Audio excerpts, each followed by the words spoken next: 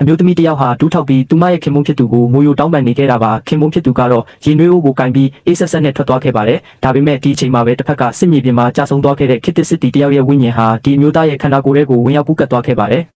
သူဟာအတိတ်ကအကြောင်းတွေကိုတတိယသွားပြီးအမျိုးသမီးနဲ့တူလဲပုံမှာလိုက်ပါလာခဲ့ပါတယ်။လဲမောင်းတဲ့သူကဇနီးဖြစ်သူအိမ်မှာရှိလားလို့မေးတော့အမျိုးသားကဒေါ်ဝန်တို့အိမ်မှာရှိနိုင်တယ်လို့ပြန်ဖြေခဲ့ပါတယ်။ကလေးမလေးရှောက်ထွေစိတ်တစားဖြစ်ပြီးကျမ်းမာရေးမကောင်းလို့ဇနီးဖြစ်သူရွေရန်ကအမြဲတမ်းတွားရောက်ကြည့်ရှုပေးနေတာပါ။အဲ့ဒီနောက်လဲမောင်းသူကပစ္စည်းတွေကိုအရင်တည်သွားပြီးမနှက်ဖြန်မှအလုဆကြတာပေါ့လို့ပြောပါတယ်။ဒါပေမဲ့အမျိုးသားကမင်းပြောတဲ့အတိုင်းတကယ်လုပ်နိုင်ရင်ငါတို့ချင်းဟွာရွာတော့ချမ်းသာပြီလို့ပြောလိုက်ပါတယ်။အမျိုးသားကလည်းပစ္စည်းတွေထွက်လာရင်ပြောတာထက်တောင်ပိုသုံးဝင်မှာပါလို့ယုံကြည်မှုအပြည့်နဲ့ပြန်ပြောခဲ့ပါတယ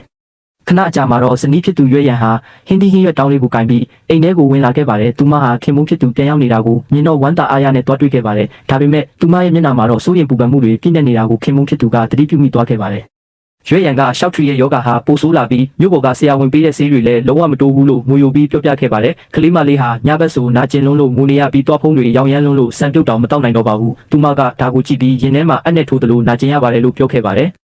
ဒါပေမဲ့ခင်မုန်းဖြစ်သူကမကြောက်ပါနဲ့ငါမြို့ထဲမှာဆေးဆရာတယောက်စီကဆေးနေရလာခဲ့တယ်လာတော်ဝန်တို့အိမ်ကိုအရင်သွားကြည့်ကြဆိုလို့ပြောပြီးသူမကိုနှစ်သိမ့်ခဲ့ပါတယ်ရွေးရန်ကခင်မုန်းဖြစ်သူဆေးပညာပါသိနေတာကိုအံ့ဩသွားပေမဲ့ခင်မုန်းဖြစ်သူကတော့မင်းရဲ့ခင်မုန်းမှာစွမ်းဆောင်ရည်တွေအများကြီးရှိသေးတယ်လို့ပြောပြီးသူမရဲ့လက်ကိုဆွဲကခေါ်သွားခဲ့ပါတယ်ဒေါ်ဝန်တို့အိမ်ကိုရောက်တဲ့အခါမှာတော့ကလေးမလေးရှောက်ထရီဟာအိယာပေါ်မှာနာကျင်စွာငိုယိုနေခဲ့ပါတယ်ဒေါ်ဝန်ကလည်းမိမလေးအတွက်ရင်ကွဲမတက်ဝမ်းနဲ့နေခဲ့ရတာပါအဲ့ဒီအချိန်မှာရွေးရန်တို့ဇနီးမောင်နှံရောက်လာပြီးခင်မုန်းဖြစ်သူကရှောက်ထရီရဲ့ယောဂကိုကုသပေးနိုင်လိမ့်မယ်လို့ပြောလိုက်ပါတယ်အမျိုးသားဟာကလေးမလေးနာကိုတိုးသွားပြီးမကြောက်နဲ့တော့ဦးကြည့်ပေးမယ်ခဏနေရင်မနာတော့ဘူးလို့အေးဆေးစွာပြောလိုက်ပါတယ်အဲ့ဒီနောက်ကလေးမလေးရဲ့တွားဖုံးတွေရောင်ရမ်းတွေးထွက်နေတာလက်မောင်းပေါ်မှာအညိုမဲဆွဲနေတာနဲ့အစစ်တွေနာကျင်နေတာကိုစစ်ဆေးကြည့်ရှုခဲ့ပါတယ်ဒါဟာခေတ်သစ်မှာဆိုရင်ဗီတာမင်စီလွန်စွာချို့တဲ့လို့ဖြစ်ပွားတဲ့တွေးတူယောဂဆိုတာကိုသူချက်ချင်းသဘောပေါက်သွားခဲ့ပါတယ်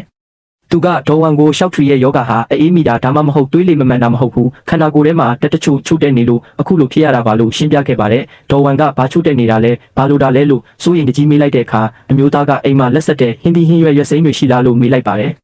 ဒေါ်ဝန်ကရွက်စိမ်းချို့ကိုယူပေးလိုက်တဲ့အခါအမျိုးသားဟာအဲ့ဒီရွက်စိမ်းတွေကိုရေးဆေးပြီးအရင်ညစ်ကအဝတ်တန်တန်လေးနဲ့ထည့်လိုက်ပါတယ်အဲ့ဒီနောက်ကလေးမလေးရှောက်ထရီရဲ့တွားဖုံးပေါ်ကိုခဏမျှဖိကပ်ပေးလိုက်ပါတယ်ဒါဟာခိတ္တမြတွေးတိတ်အောင်လုပ်ပေးတာဖြစ်ပြီးယောဂအရင်မြစ်ကိုကုသတာမဟုတ်သေးကြောင်းရှင်းပြခဲ့ပါတယ်ပြီးနောက်အမျိုးသားကဒေါ်ဝန်ကိုတေချာမှတ်ထားဖို့ပြောလိုက်ပါတယ်တစ်ချမ်းပိုးတစ်ခေါက်နဲ့ဆေးဘက်ဝင်ပင်အနှဲငယ်ကိုရေနဲ့ကြိုပြီးတောက်ပေးရမှာဖြစ်ကြောင်းနဲ့မနက်တိုင်းထင်းရှူရွက်ကိုရေနွေးချမ်းလိုတောက်ပေးရင်ရှောက်ထရီရဲ့ယောဂတက်တာပြောက်ကင်းသွားလိမ့်မယ်လို့ဆေးနေပေးခဲ့ပါတယ်ဒေါ်ဝန်နဲ့ရွေးရန်တို့လည်းအမျိုးသားရဲ့ကျွမ်းကျင်မှုကိုကြည့်ပြီးအလွန်အမင်းအံ့ဩဝမ်းသာသွားကြပါတော့တယ်သူမကဒီလိုမြင်ချင်းယောဂပြောက်ကင်းစေတဲ့ဆေးဆရာမျိုးကိုတသက်နဲ့တကူတစ်ခါမှမမြင်ဘူးပါဘူးလို့ငိုယိုပြီးပြောနေတာပါ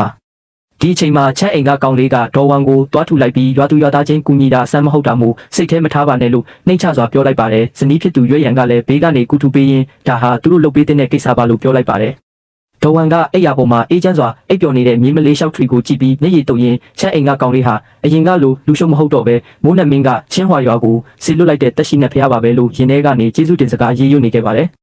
အိမ်ပြန်ရောက်တဲ့အခါအမျိုးသားကဇနီးဖြစ်သူရွေးရန်ရဲ့နဖူးလေးကိုတတလေးလို့လိုက်ပြီးမင်းရဲ့ခင်ပွန်းကိုဒီနေ့မှစတွေ့ဘူးလားဘာလို့ထူးဆန်းတဲ့အရာတစ်ခုကိုကြည့်တယ်လို့ကြည့်နေတာလဲလို့စနောက်လိုက်ပါတယ်ရွေးရန်ကတော့မျက်လုံးလေးကလည်းနဲ့ခင်ပွန်းဖြစ်သူမှာစေကူတာနိုင်တဲ့ပညာပါရှိမှန်းဒီနေ့မှသိရတာမို့အမျိုးသားမှာသူမှမသိသေးတဲ့စွမ်းဆောင်ရည်တွေဘယ်လောက်တောင်ရှိနေသေးလဲဆိုတာအံ့ဩစွာမေးမြန်းလိုက်ပါတယ်အမျိုးသားကရွေးရန်ရဲ့လက်ကလေးနှစ်ဖက်ကိုကျဉ်းသားစွာဆုပ်ကင်လိုက်ပြီးမိမရဲ့ငါမှာစွမ်းရည်တွေအများကြီးရှိပါသေးတယ်နောက်မှတဖြည်းဖြည်းပြောပြမယ်ငါဘေးမှာအေးဆေးလေးနေပြီးရင်မင်းကိုကောင်းမွန်တဲ့ဘဝမျိုးပေးမှာမို့နောက်ဘယ်တော့မှဆင်းရဲဒုက္ခမရောက်စေရပါဘူးလို့ကတိပေးလိုက်ပါတယ်အဲ့ဒီနောက်ရွေးရန်ကအခန်းထဲမှာပုံထားတဲ့ပဲပုတ်အိတ်တွေကိုကြည့်ပြီးခင်မုန်းဖြစ်သူကိုပဲပုတ်တွေအများကြီးပါလို့ဝယ်လာတာလဲလို့မေးလိုက်ပါတယ်အမျိုးသားကပဲတို့ဟူလှုပ်ဖို့ပါပဲတို့ဟူပြင်ပဲတို့ဟူပြော့ပဲပြားနဲ့ပဲချောင်းတွေကိုပါလုံးမှာဖြစ်ပြီးဒါတွေကိုပဲထွက်ကုန်တွေလို့ခေါ်ကြောင်းစိတ်အားထက်သန်စွာရှင်းပြလိုက်ပါတယ်ဒါပေမဲ့ရွေးရန်ကပဲတို့ဟူဆိုတာနေရာတိုင်းမှာရနိုင်တာပဲမဟုတ်ဘူးလားအရသာလည်းအရန်ကြီးမကောင်းပါဘူးလို့တွေးတောစွာပြောလိုက်ပါတယ်အမျိုးသားကပြုံးလိုက်ပြီးအဲ့ဓာတွေကရိုးရိုးပဲတို့ဟူတွေပါငါရဲ့ဘိုးဘွားပိုင်လှုပ်ဝက်နီးလန်းနဲ့မရှင်းနိုင်ပါဘူးငါလုံးမဲ့ပဲတို့ဟူကပိုပြီးနူးညံ့ချုံမှုတလို့အရသာလည်းပိုလေးနဲ့တာမှုတလုတ်စားကြည့်ုံနဲ့ဆွဲလန်းသွားမှာပါပဲတို့ဟူတင်မကပဲပဲပုတ်တွေကိုအဆက်ချအကုန်သုံးချပြီးတိတန့်ပဲထွက်ကုန်ဆန်းဆန်းပြပြတွေလုပ်ရင်မျိုးပေါ်ကတထေးတွေသဘောကျကြမှာပါဒါတွေကိုရောင်းနိုင်ရင်စီးပွားဖြစ်ပြီးပတ်စံအများကြီးရမှာပဲလို့ယုံကြည်မှုအပြည့်နဲ့ရှင်းပြလိုက်ပါတယ်ရွေးရန်ကအမျိုးသားကိုကြည့်ပြီးခင်မုန်းဖြစ်သူစီးပွားဖြစ်မယ်လို့ပြောရင်တကယ်ဖြစ်မှာပါမိမဖြစ်သူသူမအနေနဲ့လည်းခင်မုန်းဖြစ်သူကိုအစွမ်းကုန်ကူညီပေးပါမယ်လို့ကျင်နာစွာပြောလိုက်ပါတယ်အဲ့ဒီနောက်အမျိုးသားကမက်တက်ထရက်ပြီးခန်းထောက်စီလျှောက်သွားကအထုပ်ကြီးတစ်ထုပ်ကိုတဲဆောင်လာခဲ့ပါတယ်ပြီးတော့ရွေးရန်ကိုဒီဘက်လာခဲ့ပါဦးလို့ချိုးသားစွာခေါ်လိုက်ပါတယ်ရွေးရန်ကအထုပ်လေးကိုကြည့်ပြီးတွားဖြည့်ကြည့်လိုက်တဲ့အခါထုတ်ထားတဲ့အဝတ်ထည်တစ်တွေကိုမြင်လိုက်ရပါတယ် ရွေးရန်ကရင်ဘက်ပေါ်လက်အုပ်ကလေးတင်ပြီးခင်မုန်းဖြစ်သူကိုဒါတွေကဘာလဲလို့မေးလိုက်ပါတယ်အမျိုးသားကအေးဆက်လာတဲ့ရာသီဥတုမှာမင်းဝတ်ထားတဲ့အင်ဂျီပါလေးတွေနဲ့ဘယ်လိုလုပ်လုံလောက်မှလဲအေးပတ်ပြီးနေမကောင်းဖြစ်ရင်ဖက်မယ်လို့မေတ္တာအပြည့်နဲ့ပြောလိုက်ပါတယ်ရွေးရန်ကတော့ဒီကွင်းအင်ဂျီအစ်စ်တွေကအရန်တမိုးကြီးလွန်းလို့သူမမယူရဲပါဘူးလို့အာနာစွာပြောရှာပါတယ်အမျိုးသားကရွေးရန်ရဲ့နှာခေါင်းလေးကိုတတလေးလို့လိုက်ပြီးဘာရီလျှောက်ပြောနေတာလဲမင်းကငါစနီးပဲမင်းအတွက်အင်ဂျီဝယ်ပေးတာတဘာဝကြပါတယ်လို့ဆိုလိုက်ပါတယ်အဲ့ဒီနောက်ဂွမ်းအင်ဂျီအောက်မှာထပ်မံထည့်ပေးထားတဲ့ပန်းထိုးစာအင်ဂျီလှလှလေးကိုရွေးရန်ကတွေ့ရှိသွားပြီးအံ့ဩတုန်လှုပ်စွာနဲ့ခင်မုန်းဖြစ်သူကိုဒါရီဘာလို့ဝယ်လာရတာလဲလို့မေးလိုက်ပါတယ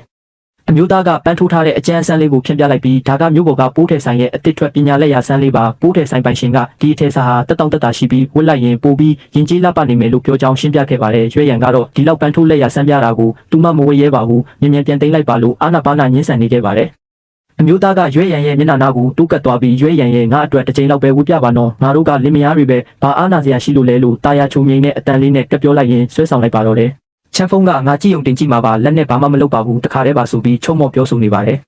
ရွေးရန်ကမျက်လုံးလေးကလည်းနဲ့ခင်မုန်းဖြစ်သူကိုကြည့်ပြီးတကယ်တခါတည်းတင်ကြည့်မှာလားလို့မေးလိုက်ပါတယ်ချမ်းဖုံးကလက်မြောက်ပြီးချိန်တွေပြောလိုက်တာကြောင့်ရွေးရန်လည်းခေါင်းငိမ့်လက်ခံလိုက်ပါတယ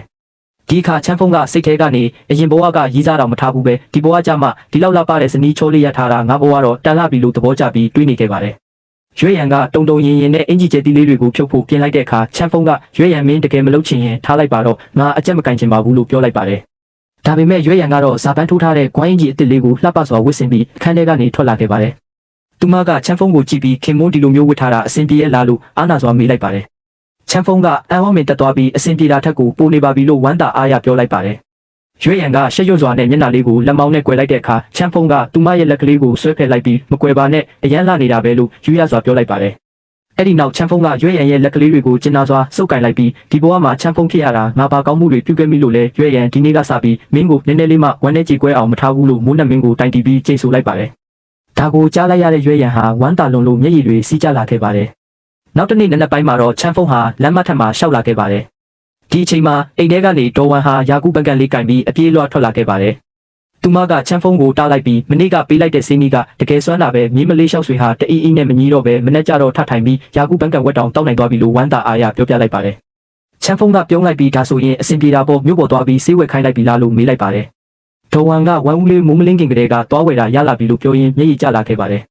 သူမကချမ်းဖုံးကိုကြည့်ပြီးအရင်ကနေအလုံးမလုံးပဲပေပေတီတီနေခဲ့လို့ငါကကွယ်ရမှာအဖြစ်ပြောခဲ့မိတယ်ခုမှပဲငါမျက်စိကန်းခဲ့တာပါလို့တောင်းပန်လိုက်ပါတယ်အဲ့ဒီနောက်ဒေါ်ဝမ်ဟာလက်ထဲကယာကုပကံကိုချမ်းဖုံးထံလက်ကမ်းပေးလိုက်ပြီးအိမ်ထဲကိုအပြေးလွှားပြန်ဝင်သွားပါတယ်ခဏအကြာမှာတော့မုံလာချင်းအိုးကြီးတအိုးကိုမနိုင်မနှင်းတည်ထုတ်လာခဲ့ပါတယ်ချမ်းဖုံးကဒေါ်ဝမ်ဒါရီမလိုပါဘူးလို့ညှင်းဆန်လိုက်ပေမဲ့ဒေါ်ဝမ်ကတော့ငါအိမ်မှာကောင်းကောင်းမွန်မွန်မရှိလို့မင်းစနီးကြိုက်တဲ့မုံလာချင်းအိုးပေးတာပါမင်းမယူရင်ငါဒီမှာတူးထောက်ပြီးမထတော့ဘူးလို့အတင်းကျပ်ပေးလိုက်ပါတယ်ဒါကြောင့်ချမ်းဖုံးလည်းအိုးကြီးကိုလက်ခံယူလိုက်ပြီးရှောက်ဆွေလေးမတက်တာရင်မြည်သည့်အချိန်မဆိုလာခေါ်လို့ရပါတယ်လို့ပြောလိုက်ပါတယ်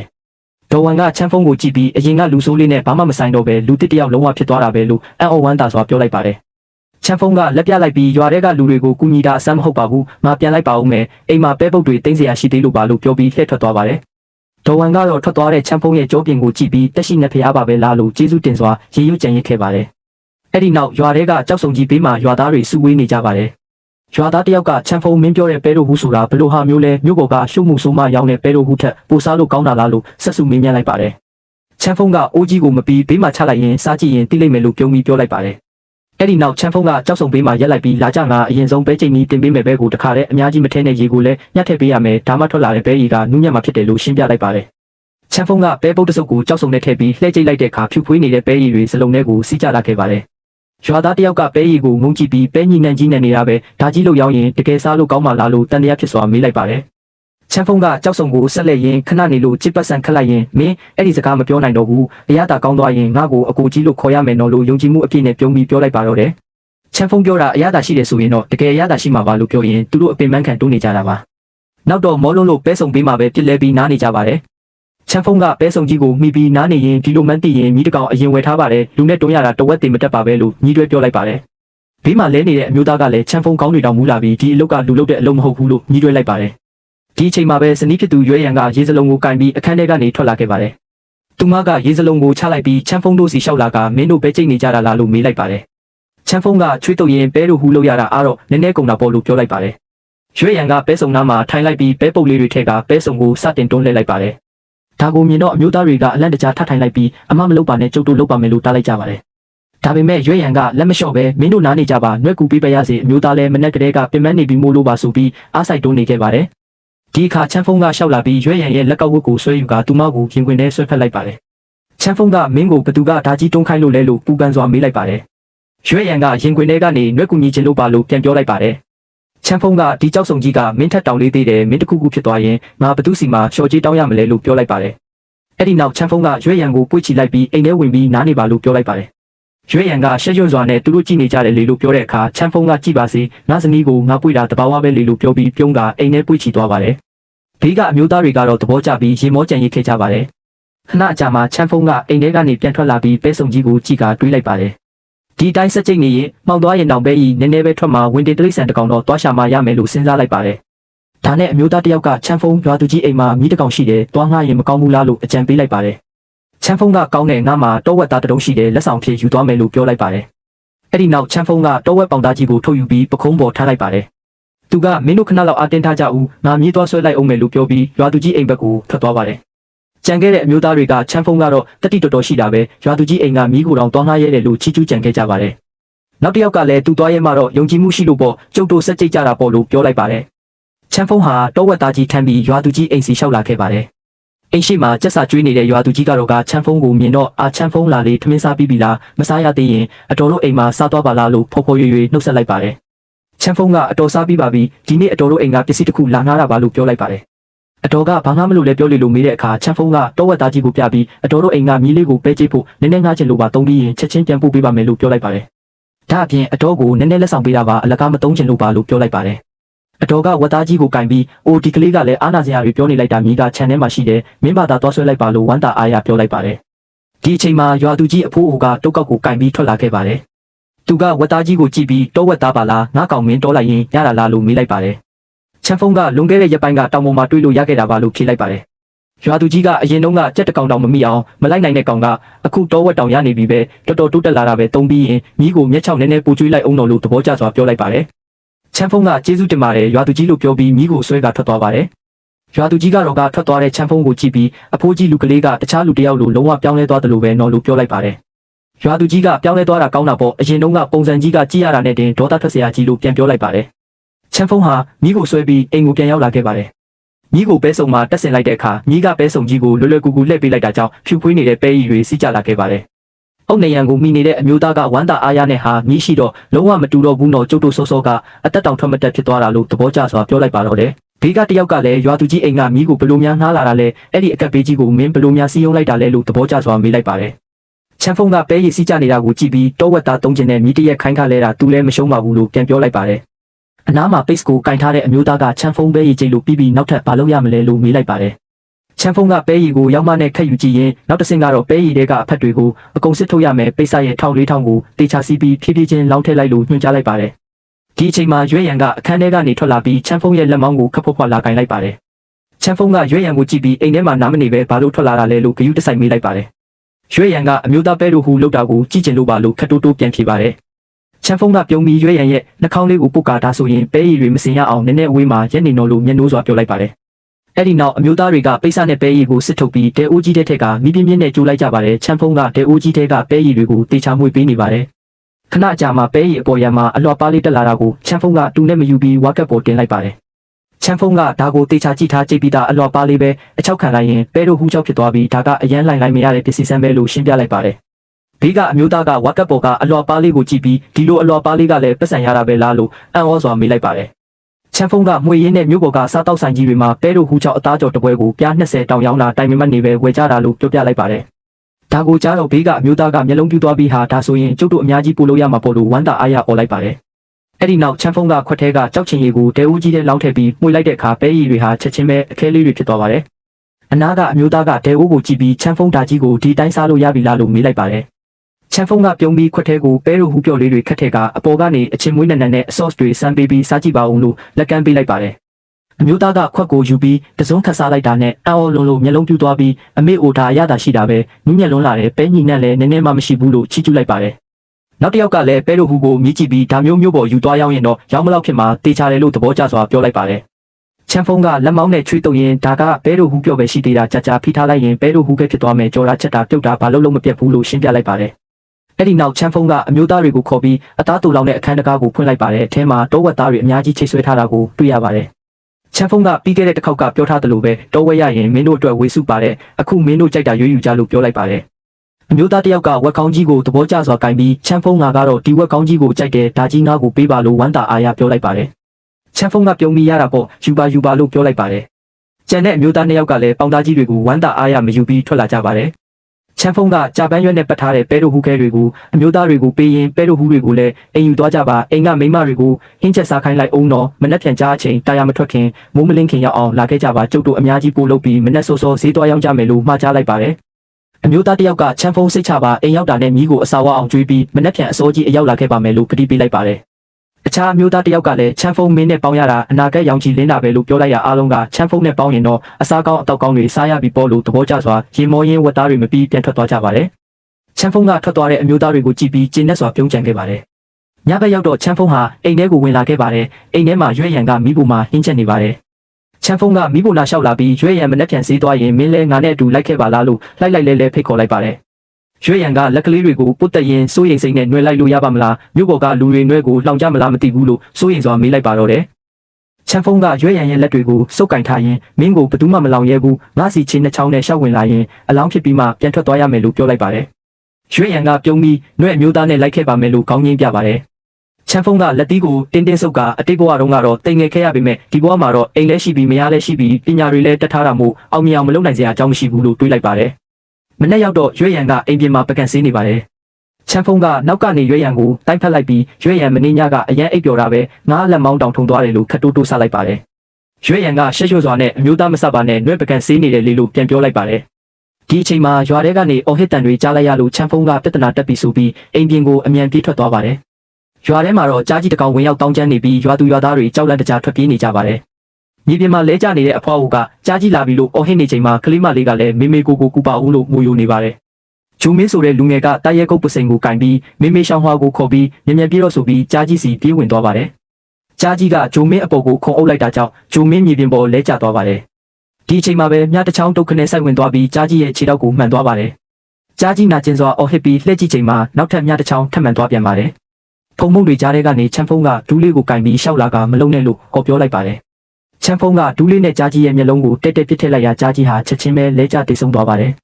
ဘေးနားကရွာသူရွာသားတွေအံ့ဩမြင့်တက်သွားကြပြီးချမ်းဖုံးကဒူးလေးကိုပကုံးပေါ်ထမ်းကဘဝ20မှာပထမဆုံးအကြိမ်ကြားတက်ပူတာလက်တောင်မတုံဘူးငါအစွန်းကြောက်ဖို့ကောင်းတာပဲလို့ကျင်းနဲ့စွာတွေးလိုက်ပါတယ်ဂျိုမင်းရဲ့မိခင်ဖြစ်သူဂျိုအန်တီကလဲကျနေတဲ့တားဖြစ်သူစီပြေးသွားပြီးမှချမ်းဖုံးရှိမှဒူးထောက်ဦးချလိုက်ပါတယ်ဂျိုအန်တီကမင်းကတက်ရှိဖျားပါပဲမင်းသာမကယ်ရင်ငါသားလေးတည်ပြီးမင်းကိုဦးချပါရစေအိမ်ရောက်ရင်မင်းအတွက်ဖျားစင်တင်ပြီးတက်လုံးပူဇော်ပါတော့မယ်လို့ငိုယိုကျေးဇူးတင်လိုက်ပါတယ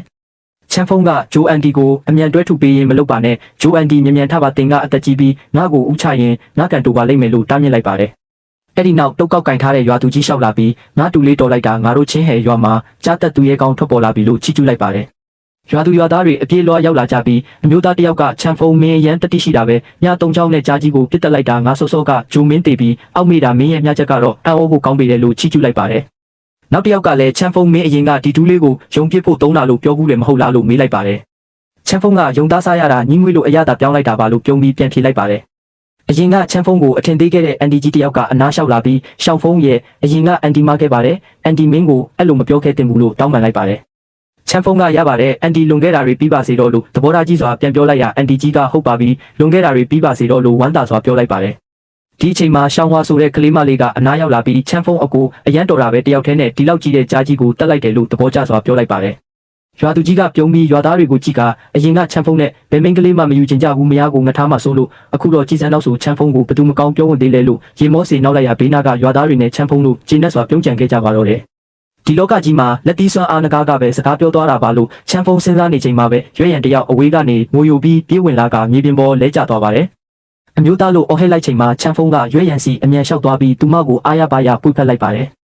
်ရွက်ရံကချမ်းဖုံးရဲ့ရင်ခွင်ထဲမှာရင်ဘက်ကိုမိထားရင်နှွေးဖြစ်ကြောက်လိုက်ရတာအမျိုးသားဘာမှမဖြစ်လို့တော်ပါသေးတယ်လို့ငိုပြီးပြောလိုက်ပါတယ်ချမ်းဖုံးကသူမကိုပွေဖက်ထားရင်ဘာမှမဖြစ်ဘူးကြားတကောင်တည်းပါငါများနှစ်ချောင်းနဲ့တင်ပြစ်တက်လိုက်တာပါမင်းကြောက်သွားတာကြည့်ပါဦးလို့တာရချုံမလိုက်ပါတယ်အဲ့ဒီနောက်ချမ်းဖုံးကရွက်ရံရဲ့လက်ကိုကင်ပြီးတည်နေတဲ့ကြားကြီးစီရှောက်သွားရင်ကြည့်ပါဦးဒီကြားကြီးကြောင့်နောက်ဆိုချင်းဟဲရွာမှာကြားကိုကြောက်เสียရမလို့တော့ဘူးလို့ပြောလိုက်ပါတယ်ရွက်ရံလည်းကောင်းငိမ့်ပြီးရှက်ရွံ့စွာပြုံးလိုက်ပါတယ် ဒီအချိန်မှာရွာထဲကအန်တီကြီးကအနားလျှောက်လာပြီးချမ်းဖုံးမိသားစုရဲ့ရွေးရန်မင်းမျိုးသားကတတိအရန်ရှိတာပဲမင်းနောက်ဆိုကန်ကောင်းပြီလို့ပြောလိုက်ပါတယ်။ဘေးကကလေးမလေးကလည်းရွေးရန်အမရဲ့မျက်နှာหนีရဲနေပြီလို့ဆက်လိုက်ပါတယ်။ချမ်းဖုံးကရွေးရန်ရဲ့ပခုံးကိုဖတ်လိုက်ရင်အကြီးတို့မစကြပါနဲ့တော့ရွေးရန်ကရှက်တက်လွန်းလို့ငိုသွားရင်ငါပဲပြန်ချွတ်နေရအောင်မယ်လို့ပြုံးပြီးပြောလိုက်ပါတယ်။ရွာသားတွေပွဲကြသွားကြပြီးအမျိုးသားတယောက်ကဒီလောက်နဲ့တင်ကာကွယ်ပေးနေပြီပေါ့ရွေးရန်ရဲ့ဘာလို့ရှက်နေရတာလဲမင်းအမျိုးသားကကြားကြီးကိုတက်လိုက်တာငါတို့ဝမ်းတာလို့ပါလို့ပြောလိုက်ပါတယ်။အန်တီကြီးကနေမနာလို့ဖြစ်နေတာပါလို့ဝင်ပြောရအမျိုးသားကကြားကြီးကိုမြို့ပိုင်ရုံပို့ရင်စုကြေးရမှာမင်းရောမနာလို့မဖြစ်ဘူးလားလို့ပြန်ပြောလိုက်ပါတယ်။အန်တီကြီးကအဲ့ဒါချမ်းဖုံးတက်တာလေးနေနဲ့ပါဆိုင်လဲလို့ပြန်ပြောလိုက်တော့ရွာသားတွေအားလုံးရေမောသွားကြပြီးရွေးရန်လဲချမ်းဖုံးရဲ့နောက်မှာဝင်ပုန်းလိုက်ပါတယ်။ဒီအချိန်မှာဂျူရာဆိုတဲ့လူကြီးတယောက်အပြေးလွှားရောက်လာပြီးတားဖြစ်သူဂျုံမင်းကအဖေချမ်းဖုံးအုပ်ကိုကယ်လိုက်တာပါလို့ပြောလိုက်ပါတယ်။ဂျိုဒါကချမ်းဖုံးစီလျှောက်လာပြီးလက်သီးဆုပ်ကကျေးဇူးကြီးလာပါတယ်နောက်ဆိုငါဂျိုဒါရဲ့ဒီအသက်ဟာမင်းအတွက်ပဲကိစ္စရှိရင်ခိုင်းစေပါလို့ပြောလိုက်ပါတယ်ချမ်းဖုံးကရွာတရွာတဲသားတွေမူမကယ်ပဲမနေနိုင်တာပါလို့ပြောပေမဲ့ဂျိုဒါကမင်းကယ်တာငါတို့မိသားစုတစုလုံးရဲ့အသက်ပါနောက်ဆိုမင်းကိစ္စဟာငါကိစ္စပဲလို့တစ္ဆာဆိုလိုက်ပါတယ်အဲ့ဒီနောက်ရွာသူကြီးကလျှောက်လာပြီးကြားလောင်းကိုဘလို့စီမံမလဲမြို့ပိုင်ရုံပို့ရင်စုကြီးငွေပြား450ရမှာဖြစ်တယ်လို့ကြားရည်နဲ့အယိုးကပိုတန်ကြီးရှိတာမို့ချမ်းဖုံးချမ်းသာပြီလို့ပြောလိုက်ပါတယ်ရွာသားတယောက်ကငွေပြား450ဆိုမိသားစု3နှစ်စားလို့ရပြီလို့ပြောရနောက်တယောက်ကကြားရည်တစ်ချက်တည်းတင်ငွေပြားစိတ်30မကတန်တယ်လို့ဝင်ပြောပါတယ်။အန်တီကြီးကလည်းရွေးရန်ရဲ့ကန်ကအရန်ကောင်းတာပဲကြားတက်သူရဲ့ကောင်းနဲ့ရခဲ့တဲ့အပြင်အခုလည်းပတ်စံအများကြီးရပြန်ပြီလို့ပြောလိုက်ပါတယ်။ရွေးရန်ကဝမ်းသာစွာပြုံးလိုက်ချိန်မှာချမ်းဖုံးကရွေးရန်ကိုကြည့်ပြီးဘာလဲဝမ်းသာသွားပြီလားလို့ခက်ပြုံးမေးလိုက်ပါတော့တယ်။ရွေးရန်ကတော့ကျမကပတ်စံကြောင့်ဝမ်းသာတာမဟုတ်ပါဘူးလို့ပြောလိုက်ပါတယ်။ချမ်းဖုံးကဒါဆိုဘာလို့လဲလို့ပြန်မေးရရွေးရန်ကအမျိုးသားအတွက်ဝမ်းသာပေးတာပါလို့တိုးတိုးလေးပြောပြီးရှက်ပြုံးလိုက်ပါတယ်ချမ်းဖုံးကလဲကျနေတဲ့ကြားကြီးကိုငုံကြည့်ရင်ခဲငွေ60 80ဆိုတာဘာဆန်းလို့လဲကြားရည်နဲ့ကြားယိုးကရောဘာမို့လို့လဲငါလုံးစရာတွေအများကြီးကြံသေးတယ်လို့စိတ်ထဲကစဉ်းစားနေပါတယ်အဲ့ဒီနောက်ချမ်းဖုံးကကြားကောင်းကိုအตาရတက်ပေးနေရကနေမတ်တက်ရက်လိုက်ပြီးရွာသူရွာသားတွေကိုလှည့်ကြည့်ကရွာသူကြီးဂျိုဦးလေးနဲ့ရွာသူရွာသားတို့ဒီကြားလောင်းကိုငါဘာသာကစီမံပေးရစီကြားရည်ကြားယိုးနဲ့ကြားသားတွေကအရန်အသုံးဝင်ပါတယ်စီမံပြီးရင်အားလုံးကိုတပုံစီဝေပေးပါမယ်လို့ပြောလိုက်ပါတယ်ရွာသူရွာသားတွေပျော်ရွှင်စွာအော်ဟစ်လိုက်ကြပြီးတောင်ဝေးကိုကင်ထားတဲ့ရွာသူကြီးကလည်းရေမောရင်းကောင်းလေးသဘောထားကြီးလှချေလာလို့ချီးမွမ်းလိုက်ပါတယ်ဒီအချိန်မှာဂျိုဒါကအနားကိုရှောက်လာပြီးငါနင့်ကိုကူညီမယ်ငါတောင်ပေါ်မှာအမဲလိုက်သမားစီကတင်ဘူးလေလို့ပြောလိုက်ပါတယ်ချမ်းဖုံးကကြားရည်ကိုရောင်းလို့ရတယ်ကြားရုပ်ကိုအရက်စိန်လို့ရတယ်ကြားသားတွေကိုရွာသားတွေကိုဝေပေးရင်လူတွေရဲ့စိတ်ကိုရမယ်မနှက်ဖြန်စေးသွားရင်တုံဖို့ခဲငွေ60 80လဲရအောင်မယ်ဘဝဟောင်းလုံးကအတုံးမကြခဲ့ပေမဲ့ဒီဘဝမှာတော့ဒီချင်းဟဲရွာကိုငါပြောင်းလဲပြစ်မယ်လို့နေဝင်ချိန်ကြီးမှာရီမန်းချက်ကြီးစွာကြည်ရင်စဉ်းစားလိုက်ပါတယ်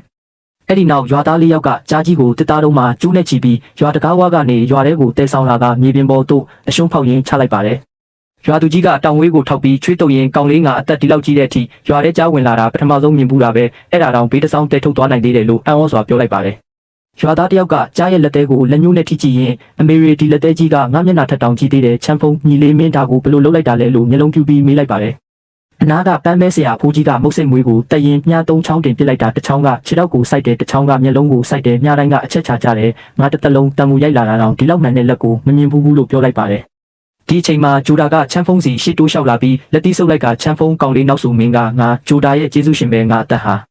လို့ပြောလိုက်ပါတယ်ချမ်းဖုံးကဂျိုဒါရဲ့လက်ကိုအตาရကင်လိုက်ရင်ဂျိုးဦးလေးအကြီးကရွဲ့ရန်ရဲ့ဝမ်းကွဲအကြီးလေးငါတို့ကမိသားစုတွေပဲဒီလိုပြောနေရင်စိမ့်သွားပြီပေါ့လို့တရပြောလိုက်ပါတယ်ဂျိုဒါရဲ့မျက်ဝန်းမှာမျက်ရည်တွေဝိုင်းလာပြီးရင်ဘက်ပေါ်လက်တီးဆုပ်တင်းဆုပ်လိုက်ကနောက်ဆိုမင်းရဲ့စကားဟာငါဂျိုဒါရဲ့စကားပဲဘသူမဆိုမင်းကိုစိန်ခေါ်ရင်ငါဂျိုဒါကိုစိန်ခေါ်တာနဲ့အတူတူပဲလို့လေးနဲ့စွာတစ္ဆာဆိုလိုက်ပါတယ်ဘေးကရွာသူကြီးကလည်းခေါင်းငိတ်ပြီးကျဉ်နဲ့စွာပြုံးကြည့်နေပါတယ်ညနေခင်းမှာတော့မိဖို့ချောင်းထဲမှာမိတောက်တွေတောက်လောင်နေပြီးမိဖို့ပေါ်မှာပူပူနွေးနွေးတို့ဘူးတို့ဟင်းရည်တွေစူပွက်နေပါတယ်အကြီးကြီးတယောက်ကဇွန်ကြီးနဲ့တိုဖူးတို့ကိုခွက်ထဲခတ်ထည့်ပေးရင်ရွဲ့ရန်မင်းကန်အရန်ကောင်းတာပဲအရင်ကရွာထဲမှာမင်းကိုအတုံးမကျတဲ့လူနဲ့ရခဲ့တယ်လို့ပြောကြပေမဲ့အခုတော့ကြားတက်သူရဲ့ကောင်းကြီးဖြစ်နေပြီးအလုပ်လည်းစူးစမ်းတယ်မိမကိုလည်းချစ်တယ်လို့ပြောလိုက်ပါတယ်ရွဲ့ရန်ကဇွန်လေးကိုကင်ပြီးတိုဖူးတို့ကိုတောက်ရင်အကြီးရဲ့မဆပါနဲ့တော့လို့မျက်နှာလေးမြည်ရဲစွာပြောလိုက်ပါတယ်အကြီးကြီးကရေမောရင်မင်းမျိုးသားကြားကိုမြား3ချောင်းနဲ့ပြစ်တုံးကမင်းမျက်နှာပစုံထုတ်ပြုတ်ထားတယ်လို့မြည်ရဲနေတာမင်းမမြင်လိုက်လို့ပါရွဲ့ရန်မင်းမျိုးသားကမင်းကိုဒီလောက်ချစ်တာမြ мян ပလူတုတ်တုတ်ကလေးလေးတယောက်မွေးပေးလိုက်တော့လေလို့စနောက်လိုက်ပါတယ်ဘေးကကလေးမလေးကလည်းခွက်ကိုကင်ပြီးရေမောရင်ရွဲ့ရန်အမရှက်နေပြီလို့ဆက်လိုက်ပါတယ်ရွဲ့ရန်ကပို့ပြီးရှက်ရွံသွားကမမတို့ရှောက်ပြောနေရင်တမီးတို့ဘူးတို့မကြွေးတော့ဘူးနော်လို့မျက်နှာလေးမြည်ရဲပြီးမျက်မှောင်ကျုပ်ကပြောလိုက်ပါတော့တယ်မင်းကလေးတွေကတော့ရွဲ့ရန်ကိုဝိုင်းပြီးစနောက်ရေမောနေကြပါတယ်တစ်ဖက်မှာတော့ချမ်းဖုံးကတေဆုံးနေတဲ့ကြားကြီးနားမှာငုံကြည့်နေချိန်ရွာသားတယောက်ကအမောတကောပြေးဝင်လာပြီးအပြင်မှာဓာတ်ကင်ထားတဲ့လူအယောက်40 50မကရောက်လာပြီလို့ရွာသူကြီးကိုအလက်တကြားသတင်းလာပို့ပါတယ်ချမ်းဖုံးလည်းမတက်ရက်ပြီးရွာအပြင်ဘက်ကိုရှောက်ထွက်သွားပါတယ်ရွာသူရွာသားတွေပါအနောက်ကနေစုပြုံပြီးလိုက်သွားကြပါတယ်ရွာပြင်မှာတော့အနက်ရောင်ဝစ်စုံဝစ်ထားတဲ့လူစုကြီးကတန်းစီဆောင်တိုင်းနေကြပါတယ် ရွာသူကြီးကတောင်ဝေးကိုထောက်ပြီးငါတို့ချင်းဟဲရွာကိုဘာကိစ္စနဲ့ရောက်လာကြတာလဲလို့မေးလိုက်ပါတယ်အဲ့ဒီအခါအနက်ရောင်ဝင်မိမလာလေလီဝူရိုကရှေ့ကိုလက်အုပ်ချီလျှောက်လာပြီးကျမနာမည်လီဝူရိုပါမဲလိုက်ရင်ဒဏ်ရာရသွားတဲ့ကြားကြီးရွာထဲဝင်သွားလို့လိုက်ရှာတာပါအဖိုးတို့များတွေးမိပါသလားလို့ရင်ကြီးကြီးမေးလိုက်ပါတယ်အဲ့ဒီနောက်လီဝူရိုကချမ်းဖုံးကိုစိုက်ကြည့်ရင်ဒီလူက9ယောက်ဖတ်လဲပါလို့ဒီလောက်တောင်တူနေရတာလဲလို့စိတ်ထဲကရေရွတ်လိုက်ပါတယ်ဒီအချိန်မှာပဲအနာကလူမိုက်လီတာကျွမ်းကရှေ့ထွက်လာပြီးချမ်းဖုံးရဲ့မျက်နှာကိုလက်ညှိုးထိုးကအဲ့ဒီကြားကိုငါတို့ဒဏ်ရာရအောင်လှုပ်ထားတာတွေ့ရင်ချက်ချင်းထုတ်ပေးလိုက်မဟုတ်ရင်မလွယ်ဘူးလို့ချင်းချောက်လိုက်ပါတယ်ချမ်းဖုံးကလီတာကျွမ်းရဲ့လက်ညှိုးကိုချက်ချင်းဖမ်းချုပ်ပြီးလက်ကောက်ဝတ်ကိုချိုးချလိုက်ရာလီတာကျွမ်းတယောက်မြေပြင်ပေါ်လဲကျပြီးအော်ဟစ်သွားပါတယ်လီဝူရိုကတိုင်းသမားကြီးကိုမင်းဘသူခွင့်ပြုချက်နဲ့ရိုက်ပြတာလဲလို့လီတာကျွမ်းကိုငောင်းငန်းလိုက်ရာလီတာကျွမ်းလဲကြောက်လက်တကြားကောင်းကုန်သွားပါတယ်ချမ်းဖုံးကလီဝူရိုရဲ့ခါမှာချိတ်ထားတဲ့တစိပ်ပြားကိုကြည့်ပြီးဒီလူတွေကိုမမြင်ချင်အောင်ဆောင်လိုက်ကြလို့ရွာသားတွေကိုပြောလိုက်ပါတယ်အဲ့ဒီနောက်ချမ်းဖုံးကရွာပြင်လန်းအတိုင်းတယောက်တည်းရှောက်ထွက်သွားပါတယ်လမ်းမှာလှမ်းလျှောက်ရင်ဟောင်ရဲထန်းလန်းတော်ပါမျိုးနွယ်မြောက်ပိုင်းဘရင်မျိုးနွယ်တွေကဓာချမ်းမြေပေါ်မှာစီးပွားရေးလာလုပ်နေတာပဲဒီရေကတော်တော်လေးနဲ့တာပဲလို့စိတ်ထဲကစဉ်းစားလိုက်ပါတယ်ညဘက်ရောက်တော့ရွာထဲမှာအလုပ်ရှုပ်နေကြပါတယ်အမဲလိုက်အဖွဲ့ဝင်ရွာသား3ယောက်ဟာမနက်စောစောပဲပုတ်တွေကိုစိန်ပြီးကြိတ်ဖို့ပြင်ဆင်နေကြပါတယ်ရွာသားတယောက်ကတန်းဝေရင်ချမ်းဖုံးကိုတူဖူးလို့ရတာတော်တော်မောတာပဲမနေ့ကမျက်လုံးမိတ်လိုက်တာနဲ့စက်တွန်တန်ကြားရတော့တာပဲလို့ညီးတွဲလိုက်ပါတယ်အနာကတယောက်ကမင်းပါဇက်ပိတ်ထားဆန်းချမ်းဖုံးကငါတို့ကိုအယုံတက်ချိန်လာခိုင်းတာမင်းကနောက်ကျသေးတယ်လို့စူပူလိုက်ပါတယ်နောက်တစ်ယောက်ကလည်းပဲတွေအားလုံးစိန်ထားပြီးချမ်းဖုံးလို့ပြောလိုက်ပါတယ်ချမ်းဖုံးကပဲစိတ်ကိုမီးအောင်မှကြည့်စစ်ဆေးပြီးပြုံးလိုက်ပါတယ်အဲ့ဒီနောက်သူတို့3ယောက်စဝိုင်းပုံကြောက်စုံကြီးကိုလှည့်ပြီးဘဲနို့တွေကြိတ်ကြပါတယ်ချမ်းဖုံးကစီးချက်အတိုင်းပုံမှန်လေးလုပ်ကြလို့ညွှန်ကြားလိုက်ပါတယ်သူတို့ဘဲနို့တွေကိုအဝတ်နဲ့စစ်ချက်ပြုတ်ပြီးပုံစံခွက်ထဲထည့်ကဖိပေးထားကြပါတယ်မနက်မိုးလင်းချိန်မှာတော့ဖြူဖွေးနူးညံ့တဲ့တူပူတုံးကြီးတွေပေါ်ထွက်လာပါတယ်ရွာသားတယောက်ကဝမ်းသာအားရမျက်လုံးပြူးကြည့်ရင်ချမ်းဖုံးရေအောင်မြင်သွားပြီလို့အော်ဟစ်လိုက်ပါတယ်ချမ်းဖုံးကဓာတ်နဲ့တူဖူးကို၄တောင်တုံးလေးတွေလှိဖြတ်ပြီးလက်ပေါ်တင်ကြည့်ကအောင်မြင်သွားပြီလို့ခက်ပြုံးပြောလိုက်ပါတယ်ဒီအချိန်မှာရွဲရန်ကပူပူနွေးနွေးဟင်းရည်ခွက်တွေကိုတဲဆောင်လာပြီးပူတုံးလေးတောက်ကြပါအေးမသွားစေနဲ့အိုးထဲမှာကြံသေးတယ်နော်လို့ပြောရင်းချပေးလိုက်ပါတယ်သူတို့3ယောက်လည်းအရသာရှိစွာတောက်လိုက်ကြပါတယ်ရွာသားတယောက်ကနှာရည်တုပ်ရင်းတို့ဘူးတော့ရပါပြီချမ်းဖုံးဒါပေမဲ့ငါတို့ကမယောင်းတတ်ဘူးလေလို့ပူပန်စွာပြောလိုက်ပါတယ်နောက်တစ်ယောက်ကလည်းဟုတ်တယ်ချမ်းဖုံးငါတို့ကအရင်ကကြက်ခိုးဝက်ခိုးပဲလုပ်ဖူးတာစီးပွားရေးဘယ်တော့မှလုပ်ဖူးလို့လဲလူတွေကငါတို့ဆိုင်ကန်းကိုလာရိုက်ခွဲရင်ဘယ်လိုလုပ်မလဲလို့မေးလိုက်ပါတယ်အနာကရွာသားတယောက်ကတော့စိတ်အေးထားကြပါဆိုတဲ့ပုံစံနဲ့ရင်မောကြည့်နေပါတော့တယ်ချမ်းဖုံးကတော့ကိုရှုရွံရဲ့ပခုံးကိုပုတ်ပြီးစီးပွားရေးလုပ်တာဟာစစ်တိုက်တာမဟုတ်ဘူးငါတင်ပေးမယ်လို့ပြောလိုက်ပါတယ်အဲ့ဒီနောက်ထန်းကျုံကိုကြည့်ပြီးမင်းကစကားပြောပစက်တလို့တဲ့လက်ရှိမှာရက်ပြီးဒီလိုဘူးဟာကြားတတ်သူရဲ့ကောင်ကိုယ်တိုင်လှုပ်ထားတာစားရင်ကြမ်းမှကြမ်းခိုင်ပြီးကြားတစ်ကောင်လုံးကိုလက်သီးနဲ့ထိုးတက်နိုင်တယ်လို့ပြောပါလို့မှားလိုက်ပါတယ်ဂူရှုရွံကမျက်လုံးပြူပြီးအဲ့ဒီလိုကြီးအပိုတွေပြောလို့ရလို့လားလို့မေးရချမ်းဖုံးကဒါအပိုပြောတာမဟုတ်ဘူးရောင်းကွက်ဖန်တီးတာလို့ပြန်ပြောလိုက်ပါတယ်ဆက်ပြီးမော့ပိုင်ရှင်ကိုမင်းကပတ်စံကောက်ပြီးအကျွေးပြန်အမ်းပါစရင်တွေကိုတေချာမှတ်ထားပါလို့မှာပါတယ်ပြီးတော့ဂူရှုရွံကိုမင်းကအတန်ကျဲတဲ့လမ်းဘေးမှာရက်ပြီးလက်ဆက်တဲ့တူဘူးကြားတက်တူဘူးလို့တစ်ခွက်ဆဲပြလို့အော်ရောက်မှလမ်းတစ်လျှောက်လုံးကလူတွေကြားအောင်အော်ရမယ်လို့မှာလိုက်ပါတယ်ဂူရှုရွံကအန်အော်ဘီတစ်ခွက်ကိုဆဲပြတောင်မှမြို့တဲကမူဆိုးမရှူအိမ်ကတူဘူးလို့တောင်နှစ်ပြားပဲပေးရတာလေလို့ပြောပါတယ်ချမ်းဖုံးကမူဆိုးမရှူအိမ်ကတူဘူးမှာကြားပုံရိပ်ရှိလို့လားလို့မေးတော့ရွေ့ရန်ကမရှိဘူးလို့ပြန်ဖြေပါတယ်ချမ်းဖုံးကငါတို့မှာတော့ရှိတယ်လို့ပြောလိုက်ရဂူရှုရွံလည်းတက်ကြွစွာနဲ့လောက်ကြတာပေါ့လို့ဟစ်အော်လိုက်ပါတယ်နေဝင်ချိန်မှာတော့ချမ်းဖုံးတို့အဖွဲ့ဟာတေဆုံးနေတဲ့ကြားကြီးကိုလှဲပေါ်တင်ပြီးမြို့တကားတဲကိုဆွဲသွင်းလာကြပါတယ်လမ်းမှာရှိတဲ့မြို့ခံလူတွေဟာအန်ဝရကြီးကြည့်နေကြပြီးလူတယောက်ကဟာဒီကြားကြီးကအနည်းဆုံး900-600ပစ်တာလောက်ရှိမယ်ဒီလောက်ကြီးတဲ့ကြားကြီးကိုဘယ်သူများတက်လိုက်တာလဲလို့ရေရွတ်လိုက်ပါတယ်ရွာသူကြီးကတောင်ဝေးထောက်ပြီးစိတ်နေအောင်ပြုံးကငါတို့ရွာကကြားတက်သူရဲ့အကောင်ထွက်ပေါ်လာပြီးဒါဟာဘိုးဘေးသုံးဆက်စာကုန်ယူစရာပဲလို့ပြောလိုက်ပါတယ်အဖိုးကချမ်းဖုံးကိုကြည့်ပြီးဒီမှာလမ်းသွားလမ်းလာတွေကမင်းကိုအံ့ဩစွာကြည့်နေကြပြီလို့ပြောတော့ချမ်းဖုံးကလက်သီးမှရင်အသက်ကတန်မိုးရှိလာတာပဲလို့စိတ်ထဲကစဉ်းစားလိုက်ပါတယ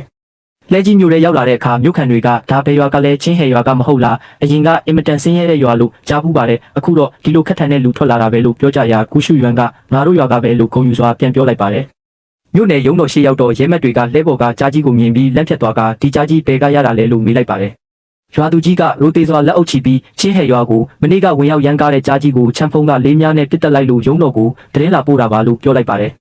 ရဲမက်လည်းမျက်လုံးပြူသွားပြီးခဏဆောင်အထဲဝင်သတင်းပို့လိုက်အောင်မယ်ဆိုပြီးအထဲကိုအပြေးဝင်သွားပါတယ်အနာကရွာသားတယောက်ကကြားကြီးရဲ့ခေါင်းကိုပုတ်တက်ရင်ငါတက်တန်တဝက်မှာရုံးတော်ထဲကိုကြားကြီးဆွဲပြီးပထမဆုံးအကြိမ်ဝင်ပူးတာပဲလို့ဝမ်းတာမျက်ရည်ကျစွာပြောလိုက်ပါတယ်ရွာသူကြီးကလည်းအဖိုးချောင်မင်းဒီအကြောင်းကိုမြေးရစီတစ်သက်လုံးကြွားလို့ရပြီလို့ရေမောပြီးပြောလိုက်ပါတယ်ချမ်းဖုံးကရုံးတော်ဆိုင်ဘုတ်ကိုမော့ကြည့်ရင်ရှေ့ဘဝကပညာတွေကိုဒီဘဝမှာစသုံးရပြီးဝူကြီးမျိုးနယ်ဟာအရင်ရွာပြက်ကြီးထက်အများကြီးပိုကြီးတာပဲလို့တွေးလိုက်ပါတယ်နှာအကြမှာတော့ရဲမက်တယောက်ကကြားကြီးရဲ့သွားတွေကိုဓာတ်နဲ့စစ်ဆေးပြီးတေချာချောင်းအတီးပြုကစုကြီးပြားတွေကိုရွာသူကြီးလက်ထဲထည့်ပေးလိုက်ပါတယ်ရွာသူကြီးလည်းဝမ်းသာအားရလက်ခံယူလိုက်ပြီးပတ်ဝန်းကျင်ကလူတွေကလည်းဟာဒီကြားကြီးတကယ်သေးတာပဲဘယ်သူတက်တာလဲချင်းဟဲရွာကလူငယ်လေးတက်တာလေလို့တအံတော်ဟစ်အော်ချီးမွမ်းကြပါတော့တယ် နောက်ပြီးလှဲပေါ်မှာတင်နေတဲ့ကြားကြီးကိုတင်ပြီးမြို့ရဲကရုံတော်ရှိကိုဆွဲလာကြပါတယ်ပန်းပဲဆရာစွန်းနဲ့ရွာသူကြီးအပါဝင်ချမ်းဖုံးတို့အဖွဲ့ရောက်လာချိန်မှာဝမ်ဆိုတဲ့စီးပွားရေးသမားကြီးကကြားကြီးကိုကြည့်ပြီးသဘောကျသွားပါတယ်ဝမ်ကပန်းပဲဆရာစွန်းကိုမင်းတော်လာချီလာဒီကြားကြီးရောက်မှလာဈေးခေါ်လိုက်လေလို့ပြောပါတယ်ပန်းပဲဆရာစွန်းကမေးစေးကိုပို့ရင်ကြေးပြား200ပေးရမယ်တပြားမှရှော့လို့မရဘူးလို့ပြန်ပြောလိုက်ပါတယ်ဝမ်ကမျက်လုံးပြူသွားပြီးစွန်းကြီးမင်းယူနေတာလားကြားစေးကိုမင်းမသိဘူးလားအလွန်ဆုံးမှ80ပဲပေးနိုင်မယ်လို့ပြောပါတယ်တမ်းမဲဆရာစွန်းကကြားကြီးကိုလက်ညှိုးထိုးပြပြီးတေချာကြည့်ပါဦးတခြားလူတွေယူလာတဲ့ကြားတွေဆိုလူအများကြီးဝိုင်းထိုးထားလို့အပေါက်တွေဗရာပွားနဲ့ငါကြားကတော့အပေါက်နည်းနည်းပဲပါတာအရွယ်လဲကြီးတယ်အမွေးလဲလှတယ်ဝူကြီးမျိုးမှာ10နှစ်အတွင်းဒီလိုကြားမျိုးနောက်တစ်ကောင်ရှာတွေ့မှာမဟုတ်ဘူးလို့ပြန်ရှင်းပြပါတယ်ဝမ်ကစဉ်းစားပြီး120ပေးမယ်ဒီထက်တော့ပုံမပေးနိုင်တော့ဘူးလို့ပြောပါတယ်တမ်းပဲဆရာစွန်းက200ထက်လျှော့ရင်မရောက်ဘူးချမ်းဖုံးရီငါတို့တွားကြဆိုပြီးလှဲကိုဆွဲပြီးထွက်သွားဖို့ပြင်ပါတယ်ဝမ်ကအရေးတကြီးနဲ့150ပေးမယ်စွန်းကြီးမင်းနိုင်သွားပါပြီလို့လမ်းអော်ပါတယ်တမ်းပဲဆရာစွန်းကလှည့်ကြည့်ပြီး180ပဲဈေးမစစ်နဲ့မင်းဝယ်သွားရင်ပြန်ရောင်းရုံနဲ့အမျက်ရမှာငါ့ကိုဈေးကွက်မသိဘူးမထင်နဲ့လို့ပြန်ပြောလိုက်ပါတယ်ဝယ်လဲတပြင်းချရင်180နဲ့ပဲသဘောတူလိုက်ပြီဆိုပြီးခါကြတဲ့ကငွေအိတ်ကိုထုတ်ပေးလိုက်ပါတယ်ဒီအချိန်မှာဘေးကချမ်းဖုံးကရုံးတော်ကစုကြီးကြီးပြား10ပြားနဲ့ဆိုရင်စုစုပေါင်းငွေအနု190ရှိပြီလို့ပြောလိုက်ပါတယ်ဘေးကလူငယ်ကအံ့ဩပြီးချမ်းဖုံးကိုဒါအများကြီးပဲမင်းတစ်သက်လုံးသုံးလို့တောင်ကုန်မှာမဟုတ်ဘူးလို့ပြောပါတယ်ချမ်းဖုံးကအကြီးကိုပြင်ဝေးရင်တစ်သက်လုံးဆိုတာဘာမှမဟုတ်သေးပါဘူးငွေအနု190ဆိုတာရှေ့ဘဝကအိမ်ဆက်ကူတောင်မမီဘူးဒီဘဝမှာတော့အကြီးကြီးရှာရမယ်လို့စိတ်ထဲကတွေးလိုက်ပါတယ်ညနေပဲရောက်တော့သူတို့အားလုံးစားတောက်ဆိုင်မှာထိုင်ပြီးအသားနဲ့ပေါက်စီတွေကိုမြင်းရီရှက်ရီစားတောက်နေကြပါတယ်ရွာသူကြီးကအသားတုံးကိုညှက်ရင်ချမ်းဖုံးရေမင်းပစံတွေအကုန်ခံလုံးနေပြီးကြေးပြား80ဆိုရင်ခွဲတန်းစပါးခွဲလာစာဝယ်လို့ရတယ်လို့ပြောပါတယ်ချမ်းဖုံးကပေါက်စီတုံးပေးရင်ရွာသူကြီးစိတ်အေးထားစားပါစားပြီးရင်ကောင်းတာတွေလာဦးမှာလို့ပြောပါတယ်အဲ့ဒီနောက်ချမ်းဖုံးကစာအိတ်နီလေးတွေကိုထုတ်ပြီးတမ်းပဲဆရာစွန်းနဲ့ရွာသူကြီးတို့ရှိကိုတင်ပေးလိုက်ပါတယ်တမ်းပဲဆရာစွန်းကစာအိတ်နီထဲကငွေပြားကိုမြင်တော့ချမ်းဖုံးဒါတွေအများကြီးပဲငါမယူနိုင်ဘူးလို့မြင်ပါတယ်ရွာသူကြီးကလည်းနေ့လေကပဲမင်းငါတို့ကိုအသားနဲ့ပေါက်စီကျွေးထားတာအများကြီးကုန်နေပြီးအခုထပ်ပြီးငွေပေးရင်ငါတို့ဘယ်လိုလုပ်ယူရမှာလဲလို့ပြောပါတယ်ချမ်းဖုံးကမင်းတို့မပါရင်ငါရုံးတော်တကားပဲမှရှိမှန်းတောင်သိမှာမဟုတ်ဘူးကြားကိုဒီလောက်ဈေးကောင်းရအောင်လဲရောင်းနိုင်မှာမဟုတ်ဘူးဒါကိုမယူရင်ငါ့ကိုအထင်သေးတာပဲလို့ပြောလိုက်ပါတယ်ဘေးကလူငယ်ကရေမောပြီးဒါဆိုရင်တော့ငါမအားနာတော့ဘူးချမ်းဖုံးနောက်မှအရက်ပြန်တိုက်မယ်လို့ပြောပြီးစာအိတ်ကိုယူလိုက်ပါတယ်ချမ်းဖုံးကပြုံးပြီးကဲအခုငါနဲ့ပစ္စည်းသွားဝယ်ကြရအောင်လှဲပေါ်ပစ္စည်းတွေအပြည့်တင်ပြီးမှအိမ်ပြန်ကြတာပေါ့လို့ပြောပြီးခေါ်ထုတ်သွားပါတယ်သူတို့အားလုံးဈေးတန်းအတိုင်းပျော်ပျော်ရွှင်ရွှင်ရှောက်လာကြပါတယ်ချမ်းဖုံးကစန်ဆိုင်ရှိရောက်တော့ဒီစံဖြူအိတ်အကုန်ယူမယ်ဂျုံမို့အိမ်ထဲစားနဲ့အိတ်လည်းပေးပါလို့မှာလိုက်ပါတယ်ဆိုင်ရှင်ကဝမ်းသာအားရနဲ့ရပါပြီပြလို့ပြန်ပြောပါတယ်ရွာသားတွေလည်းလှဲပေါ်မှာစံအိတ်တွေအထည်လိပ်တွေနဲ့ပစ္စည်းတွေကိုအမြင့်ကြီးပုံပြီးတင်ကြပါတယ်လဲနောက်ကနေလိုက်လာတဲ့ပန်းပဲဆရာစွန်းကရွာသူကြီးကိုဒီကောင်လေးပတ်စံရလာတာနဲ့ချွေတာကိုမစင်စားတော့ဘူးထင်နေကြည့်ပါဦးအထက်လိပ်တောင်3လိပ်ဝယ်လိုက်သေးတယ်လို့စိုးရိမ်စွာပြောပါတယ်ရွာသူကြီးကလည်းခေါင်းခါရင်ငါလည်းမသိတော့ပါဘူးလို့ရေရွတ်လိုက်ပါတော့တယ်ဒါပေမဲ့ဒီကလေးကစိတ်ထဲမှာအစီအစဉ်ရှိပြီးသားပါသူ့ဘာသာသူသွားပါစေလူငယ်လေးချန်ကိုဟာစီကားလာတဲ့ဈေးတန်းကြီးထဲမှာတယောက်တည်းရှောက်လာပါတယ်သူဟာတကြားကတိရောက်တဲ့ဆိုင်ရှိမှရက်လိုက်ပြီးတကြားကတိအမြောက်မြောက်ကိုစက်ကူအိမ်နဲ့တေချာထုတ်ခိုင်းပြီးဝယ်လိုက်ပါတယ်ဘေးနာကအတိကိုကြီးတယောက်ကအံ့ဩသွားပြီးမေးလိုက်ပါတယ်ချန်ကိုမင်းတကြားကတိတွေအများကြီးဝယ်လို့ဘာလို့မလို့လဲထမင်းစားတယ်လို့စားလို့ရတာလည်းမဟုတ်ပဲနဲ့ချန်ကိုဟာတကြားကတိထုတ်တွေကိုလှဲပေါ်တေချာတင်လိုက်ပြီးလက်ကိုခါရင်ပြုံးပြုံးလေးပြန်ပြောလိုက်ပါတယ်ရွှေရန်အတွက်ဝယ်ပေးတာပါသူစားရတာကြိုက်တယ်လေဘေးနာကအဖိုးအိုကြီးကပြုံးရင်သဘောကျစွာပြောလိုက်ပါတယ်ဒီကောင်လေးကအလောက်ကင်တော်ရုံတင်မကဘူးမိမကိုလည်းတိတ်ချစ်တာပဲလင်းရွယ်ရန်ဆိုတဲ့ကောင်မလေးတော့ဒုက္ခပင်လဲဝေခဲ့ရတဲ့ရက်တွေကုံဆုံးသွားပြီပေါ့နေဝီတရောအချိန်မှာချန်ကိုဟာမြင်းလဲကိုမောင်းပြီးအိမ်ပြန်လာပါတယ်အိမ်ရှိရောက်တော့လှဲပေါ်ကဆင်းပြီးအိမ်ထဲဝင်ဖို့ပြင်လိုက်ပါတယ်ရွာသားတွေကလည်းသူ့ကိုဝိုင်းကြည့်နေကြပါတယ်ဇနီးဖြစ်သူလင်းရွယ်ရန်ကတကားဖွင့်ပြီးဝမ်းသာအားရထွက်လာပါတယ်ချန်ကိုကဝယ်လာတဲ့တကြားကာတီးထုတ်ကိုဇနီးဖြစ်သူထံကမ်းပေးလိုက်ပါတယ်ရော့တကြားကာတီးရွှေရန်ကစက်ကူထုတ်ကိုဖွင့်ကြည့်လိုက်တော့အနီရောင်တောက်နေတဲ့တကြားကာတီးတွေကိုမြင်ပြီးအံ့ဩသွားပါတယ်အာဘာလို့အများကြီးဝယ်လာရတာလဲချန်ကိုကတကြားကာတီးတစ်ချောင်းကိုမုတ်ထုတ်ထဲကထုတ်ပြီးဇနီးဖြစ်သူကိုကျွေးလိုက်ပါတယ်တဲခုတ်ခန်းကအလုသမားပြောတာတော့ဒါဝီမျိုးရဲ့နာမည်ကြီးမုံနဲ့အမြင်ကြီးကြည့်ပါဦးအေးသွားရင်မကောင်းပဲနေမယ်ရွှေရန်ကတကြားကာတီးကိုစားလိုက်ပါတယ်အဲ့ဒီအချိန်မှာကလေးမလေးရှောင်းကြီးကလူတွေကြားထဲကနေတိုးထွက်လာပြီးအံ့ဩတကြီးကြည့်လိုက်ပါတယ်ရွှေရန်မမအဲ့ဒါဘာကြီးလဲဟင်အနီရောင်ကြီးหนีရဲနေတာပဲချန်ကိုကပြုံးလိုက်ပြီးရှောင်းကြီးကိုလည်းတကြားကာတီးတစ်ချောင်းကမ်းပေးလိုက်ပါတယ်ရှောင်းကြီးလည်းမြည်ကြည့်ပါဦးမလောနဲ့တော့အများကြီးကြံသေးတယ်ရှောင်းကြီးလေးကအရသာရှိလာတဲ့တကြားကာတီးကိုမြင့်ရှက်စွာစားနေပါတယ်ရွှေရန်ကချန်ကိုကိုကျေးဇူးတင်တဲ့မျက်လုံးတွေနဲ့ကြည့်ပြီးပြောလိုက်ပါတယ်ယောက်ျားကျေးဇူးတင်ပါတယ်နော်ချန်ကိုကရွှေရန်ရဲ့ခေါင်းလေးကိုနွေ့နွေ့ထွေးထွေးပုတ်ပေးရင်ပြန်ပြောလိုက်ပါတယ်အမပါနဲ့မိမရဲ့ဘာကျေးဇူးတင်စရာလို့လဲနောက်ဆိုဒီထက်ကောင်းတာတွေအများကြီးဝယ်ပေးမှာပါညရောက်တော့သူတို့နှစ်ယောက်အိမ်ထဲမှာမီးထုံပြီးစကားပြောနေကြပါတယ်ရွှေရန်ကစိုးရိမ်စိတ်နဲ့မေးလိုက်ပါတယ်ယောက်ျားဒီနေ့မြို့ပိုင်ရုံးမှာမင်းကိုဘယ်သူမှဒုက္ခမပေးကြဘူးမလား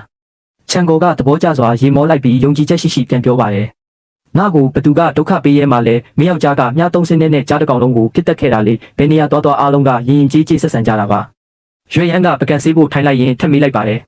ဒါဆိုမြောက်ဘက်ကလာတဲ့လူတွေရောနောက်ထပ်ရောက်မလာတော့ဘူးမလားချန်ကိုကပကံလုံးကိုကိုင်ရင်ပြန်ပြောလိုက်ပါတယ်မလာပါဘူးရှောက်မတွေးပါနဲ့သူတို့ကလမ်းကြုံဖြစ်သွားတာပါချန်ကိုဟာပကံလုံးကိုဘေးမှာချလိုက်ပြီးပကံဆေးနေတဲ့ဇနီးဖြစ်သူရဲ့အနောက်ကနေနွေးနွေးထွေးထွေးတိုက်ဖက်လိုက်ပါတယ်ရွှေရန်ကရှက်ပြုံးလေးနဲ့ပြောလိုက်ပါတယ်ယောက်ျားပကံတော်မဆေးရသေးဘူးလေချန်ကိုကရွှေရန်ရဲ့နေရွက်နာတူတူလေးကပ်ပြောလိုက်ပါတယ်မင်းမသာဆေးလီငါကဖတ်ထားတာပဲဟာဘာမှမဖြစ်ပါဘူးချန်ကိုဟာဇနီးဖြစ်သူကိုဖတ်ထားရင်းရင်ထဲကနေရေရွတ်လိုက်ပါတယ်ဘဝဟောင်းတုန်းကတကောင်ကြွက်တကောင်နဲ့ဖြစ်ခဲ့ပေမဲ့ဒီဘဝမှာတော့ကိုကိုဂယုဆိုင်ပေးတဲ့လူဘေးမှာရှိနေပြီမလို့မိုးနဲ့မင်းကငါ့ကိုမျက်နှာမသာခဲ့ပါဘူးနောက်တနေ့မနက်မှာတော့ချန်ကိုဟာမိတကောင်ကိုစီးပြီးမြို့ထဲကိုထွက်လာပါတယ်သူ့လက်ထဲမှာတော့ကြာဖက်နဲ့ထုတ်ထားတဲ့အထူးပြုလုပ်ထားတဲ့တူဘူးတုံးတုံးပါလာပါတယ်သူဟာရွဲလံရွဲတဲကိုခန်းဆိုင်ကြီးတဲ့ကိုဝင်သွားပါတယ်ဆိုင်ရှင်ကချန်ကိုရဲ့နွမ်းပါတဲ့အဝတ်စားကိုကြည့်ပြီးမလုံမုန်းတီးစွာမောင်းထုတ်လိုက်ပါတယ်သွားဘဲကသူတောင်းစားလာနေတာလဲတောင်းစားတာတောင်နေရာမကြည့်ဘူးအမြန်ထွက်သွားချန်ကိုကတင်းငိမ်စွာနဲ့လက်ထဲကတူဘူးကိုပြရင်ပြောလိုက်ပါတယ်ဆိုင်ရှင်ကစီးပွားရေးစကားပြောဖို့လာတာပါဒါကအထူးပြုလုပ်ထားတဲ့တူဘူးဖြစ်ပြီးဈေးကွက်ထဲကတူဘူးတွေထက်အများကြီးပိုရတာရှိပါတယ်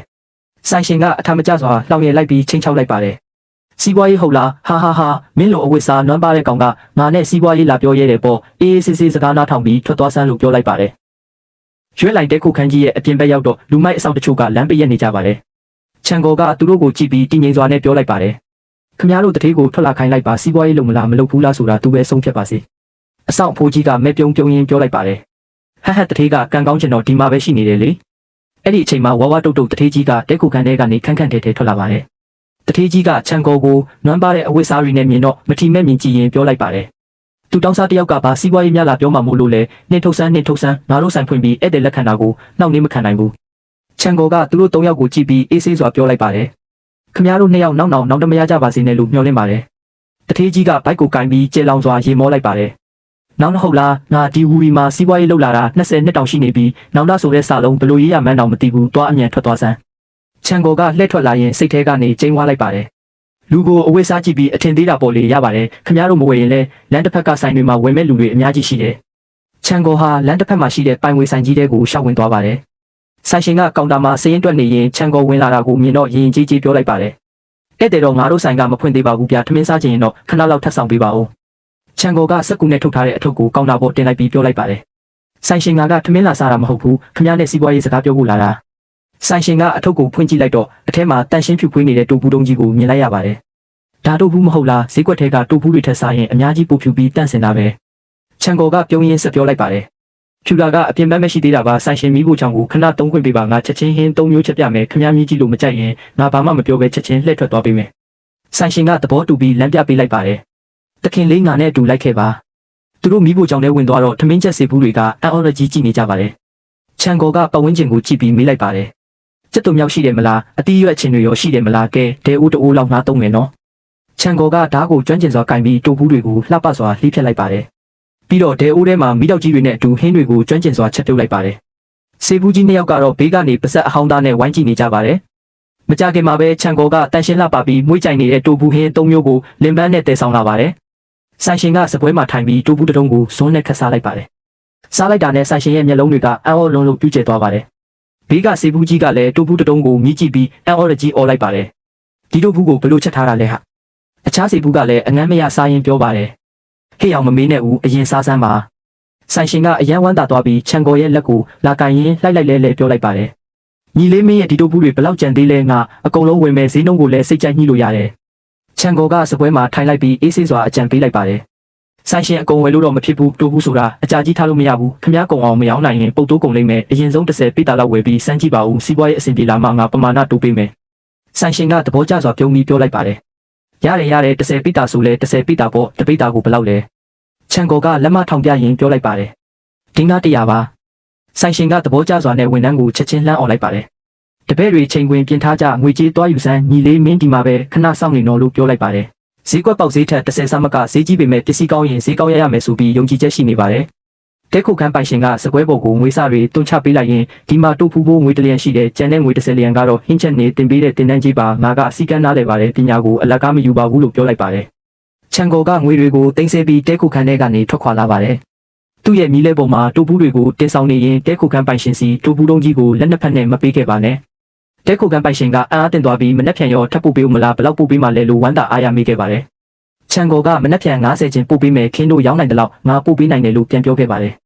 တဲခုကန်ပိုင်ရှင်ကလည်းသဘောတူပြီးမနှက်ဖြန်စောစောစောင့်နေမယ်လို့ပြောလိုက်ပါတယ်အခုတော့ချန်ကိုဟာနေဝင်ချိန်မှာမိကိုစီမင်းရင်စဉ်းစားကမ်းဝင်လာပါတယ်အရက်ဆိုင်6ဆိုင်ကတစ်ဆိုင်ကိုအနည်းဆုံး30ကျင်စီမှကြရင်တစ်ပတ်ခါကြရင်90ကျင်ထိတိုးလာမှာပါပဲပုတ်တွေကိုလည်းအများကြီးဝယ်ယူရတော့မယ်မိနှစ်ကောင်လည်းထပ်ဝယ်ရမယ်သူတို့နည်းနည်းလေးနဲ့တော့ဘလို့မှမနိုင်တော့ဘူးငွေတွေအများကြီးရှာနိုင်လာရင်မနာလိုတဲ့သူတွေရှိလာမှာပဲဝီရီမျိုးကလူပေါင်းစုံရောထွေးနေတဲ့နေရာဖြစ်ပြီးနောက်ခံအကူအညီမရှိရင်စီးပွားရေးပိုကြီးလာလေအသက်အန္တရာယ်ပိုနီးလာလေပဲအားကိုးစရာနောက်ခံတစ်ခုရှာရမယ်ဒါပေမဲ့ဒီလိုရှုပ်ထွေးလာတဲ့ခေတ်ပြက်ကြီးမှာဘသူ့ကိုအားကိုးလို့ရမှာလဲဖြည်းဖြည်းချင်းပဲလှုပ်သွားရမယ်အရင်ဆုံးတို့ဖူးစီးပွားရေးကိုတည်ငြိမ်အောင်လုပ်ပြီးမှကျန်တာဆက်တွဲမယ်လို့စိတ်ထဲကတွက်ချက်နေပါတယ်နောက်တော့ချန်ကိုဟာဝစ်စုံတေဝစ်စင်ပြီးဆွေရှမ်းကေဟာရှေ့ကိုရောက်ရှိလာပါတယ်သူ့ရဲ့ဝေးယုံကိုတက်တက်ရရပြင်ဝစ်လိုက်ပြီးတကားကိုခောက်လိုက်ပါတယ်အထက်ကအလုသမားကတကားနဲ့နဲ့ဖွင့်ကြည့်ပြီးငါတို့ဆွေရှမ်းကေဟာကဈေးမဖွင့်သေးဘူးပျော်ပါချင်ရင်ညဘက်မှလာခဲ့ပါလို့ပြောလိုက်ပါတယ်ချန်ကိုကအိတ်ထဲကငွေတင်ကားတွေကိုထုတ်ပြီးတကားဝမှာပြစ်တင်ပေးလိုက်ပါတယ်ငါကပျော်ပါဖို့လာတာမဟုတ်ဘူးလူဝယ်ဖို့လာတာလို့ပြောလိုက်ပါတယ်လုသမားလည်းငွေကိုမြင်တော့မျက်နှာချိုသွေးပြီးတခင်ကြီးအထဲကြော့ပါကျွန်တော်မျိုးအမေကြီးကိုသွားအကြောင်းကြားပေးပါမယ်ဆိုပြီးမောင်းသွင်းသွားပါတယ်ချန်ကိုကဂေဟာထဲရှောက်ဝင်သွားပြီးထိုင်ကုန်ပေါ်မှာခန့်ခန့်ထဲထဲထိုင်လိုက်ပါတယ်ခဏအကြာမှာဂေဟာပိုင်ရှင်မိမကြီးကပြုံးရွှင်စွာနဲ့ထွက်လာပါတယ်အိုတခင်လေးကအဲဆမ်မဲဆွေရှမ်းဂေဟာကိုပထမဆုံးအကြိမ်လာတာမလားဘာပုံစံမိမလားလေးကိုလိုချင်တာလဲဝါတာရောပိန်တာရောအကုန်ရှိတယ်လို့နှုတ်ဆက်လိုက်ပါတယ်ချန်ကိုကချောင်းတစ်ချက်ဟပ်လိုက်ပြီးစကားအများကြီးပြောမနေနဲ့ငါအသက်ငယ်ငယ်အိမ်ပေါ်မလေးတယောက်လိုချင်တဲ့နောက်ပိုင်းငါပေးမှာအနီးကပ်ပြုစုလုပ်ကင်ပေးဖို့ပါလို့ပြောလိုက်ပါတယ်မိမကြီးကအိမ်ပေါ်မလေးဝယ်ပြီးမယားငယ်လုပ်ဖို့လားဒါဆိုစီးပွားရေးကြီးပဲဆိုပြီးဝမ်းသာသွားပါတယ်ပြီးတော့အလုသမားကိုအသက်14နှစ်အောက်ကလေးမတွေကိုအကုန်ခေါ်ထုတ်ခဲ့စမ်းလို့အမိန့်ပေးလိုက်ပါတယ်အလုသမားကကလေးမလေးတွေကိုခေါ်ထုတ်လာပါတယ်ချန်ကိုကထိုင်နေရာကနေထွက်ပြီးကလေးမလေးတွေကိုကြည့်ရှုလိုက်ပါတယ်ပြီးတော့ပိန်ပိန်ပါပါကလေးမလေးတယောက်ကိုလက်ညှိုးထိုးပြပြီးအဲ့ဒီတယောက်ဘယ်လောက်လဲလို့မေးလိုက်ပါတယ်ကလေးမလေးကကြောက်လန့်နေတဲ့မျက်လုံးတွေနဲ့ငုံကြည့်နေပါတယ်မိမကြီးကရောက်လာပြီးတခင်ကြီးမျက်စိလင်လာချီလာဒီကလေးမလေးကပိန်တာတော့ပိန်ပေမဲ့ရုပ်ကလေးကတန့်ပြန်ပြီးအေးဆေးလိမ့်မှာပါတယ်ငွေပြား40ပေးရင်ခေါ်သွားပါလို့ပြောလိုက်ပါတယ်ချန်ကိုကစပွဲမှာပြန်ထိုင်လိုက်ရင်ငွေပြား40ဟုတ်လားမိမကြီးငါ့ကိုအတုံးခဲမှတ်နေတာလားသူ့ရုပ်ကိုလည်းကြည်ဦးဝါရှုံလို့ပိန်ကက်နေတာလေတိုက်ရင်ပင်လဲတော့မယ်ငွေပြား20ပဲပေးနိုင်မယ်ထပ်မပေးနိုင်ဘူးလို့ပြောလိုက်ပါတယ်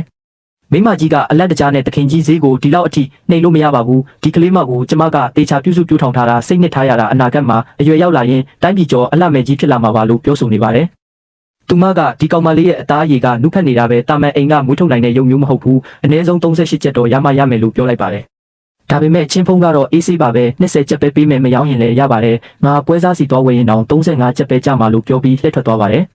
်မိမကြီးလည်းချင်းဖုံးထွက်သွားတာမြင်တော့ပြပြတလဲဖြစ်ပြီးအင်ဂျီဆောက်ကိုလှမ်းဆွဲလိုက်ပါတယ်